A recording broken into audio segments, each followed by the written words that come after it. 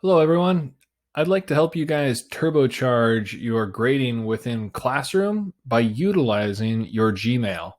So, the first step that we want to do is go over to our Google Classroom homepage, and down at the bottom, if you open up that sidebar and you scroll down to the bottom of your classes, is you're going to have something called settings. So, you want to click on settings, and you'll have some options about receiving notifications for the different Google Classrooms that you are either in charge of or a part of. So some of my settings for email notifications are the following. I have it turned on. I've turned off some things and turned on others. So comments for different assignments, private comments on work is turned on. So if I leave a comment for a student and they respond, I get an email. This helps me better communicate and provide feedback, or to communicate regarding feedback that I've given. I also pretty much have, I'm not really a part of any classes, so I have all those notifications turned off. But I could see that being useful for like, getting notifications for like our professional development class that we are all in for advisory. But the bigger one that I have found most useful is getting an email notification for the classes that I teach for late submissions of student work and the resubmissions of student work. I have those both turned on. Now you might be going, Sly, I really don't need any more emails. I promise you will probably find this useful in just a second when I show you how you can make this really work for you. The other nice thing is too is that if you go to the class notifications and you hit that little down arrow, you can actually turn on or off whichever classrooms you want to actually have these settings apply. So I really only wanted these to apply to my history classes. I didn't need it for my dual enrollment class. I obviously didn't need it for any of my clubs that I'm a part of. So that is what you'll want to do to start, is by going into the settings on your Google Classroom from the home page. Now, the part that makes this so awesome for the grading is that, yes, you will now receive an email whenever you have a student turn in a late assignment, which this was something that always was difficult for me, because I would have the students turn in stuff, but then I'd have to like go back and check and see if there's any new assignments. And it was kind of bogging things down in terms of the speed of my grading. So I thought, I wonder if there's a way to put these emails that I was getting to better work. So I had created a label, and some of you may already know how to do this, but I'll walk you through that process as well.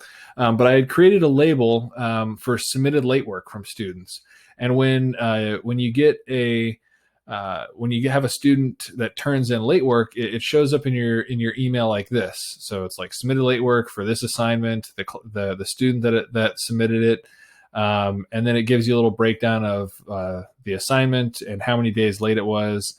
But there's this nice little feature here to where if you click open, it'll actually open up the assignment to take you straight into Google Classroom to do the grading of that assignment. So it's very useful for speeding up the process of seeing a missing assignment that's been submitted and getting to the grading of that missing assignment. So that's nice.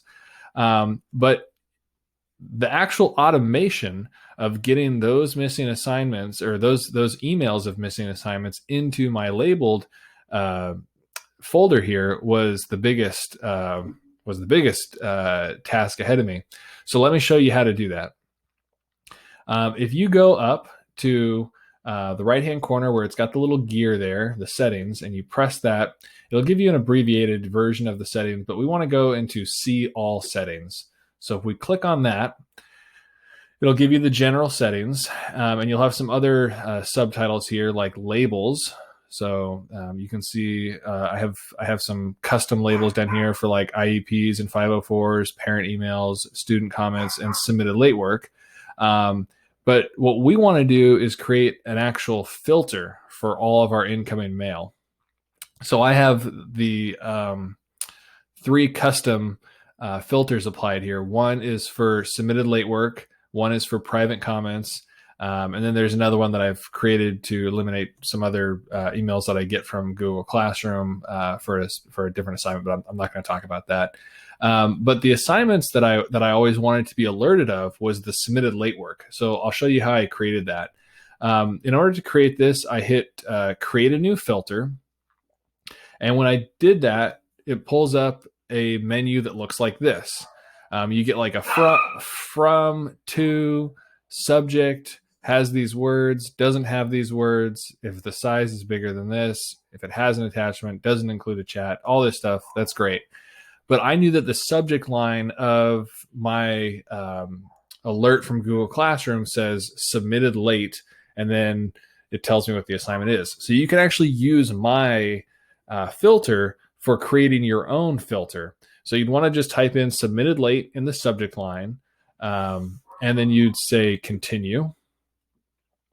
And then what I didn't want is I didn't want to have it show up in my main inbox. I wanted it to only show up in my submitted late work. So I said skip the inbox, archive the email, and then I wanted to apply a label.